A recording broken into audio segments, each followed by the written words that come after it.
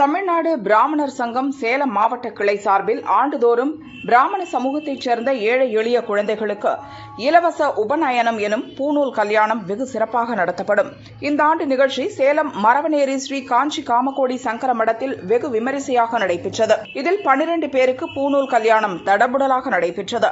மாவட்ட தலைவர் சீனிவாசன் தலைமையில் நடைபெற்ற இந்த நிகழ்ச்சியில் நிர்வாகிகள் பஞ்சநாதன், ரமேஷ், நாகலட்சுமி, ஆடிட்டர் ஸ்ரீராம், ராமு, பாலாஜி உள்ளிட்டோர் கலந்து கொண்டனர். விழாவில் 12 பேர் தங்களது பெற்றோர்களுடன் வரிசையாக அமர்த்தப்பட்டு பட்டு வஸ்திரம், பஞ்சபாத்திரம், சீர்வரிசை உள்ளிட்டவை வழங்கப்பட்டது. குருக்கள் வேதங்கள் போத 12 பேருக்கு பூணூல் கல்யாணம் வெகு விமரிசையாக நடைபெற்றது. தொடர்ந்து ஸ்ரீ காமாட்சி அம்மனுக்கு பல்வேறு வாசனை திரவியங்களால் சிறப்பு அபிஷேகம் மற்றும் தீபாராதனைகள் நடைபெற்றன. காமாட்சி அம்மன் வெள்ளி கவச அலங்காரத்தில் எழுந்தருளினார். லட்சார்ச்சனை செய்யப்பட்டு மகா தீபாராதனைகள் நடைபெற்றன. விழாவில் 1000க்கும் மேற்பட்டோர் கலந்து கொண்டனர். அன்னதானம் வழங்கப்பட்டது.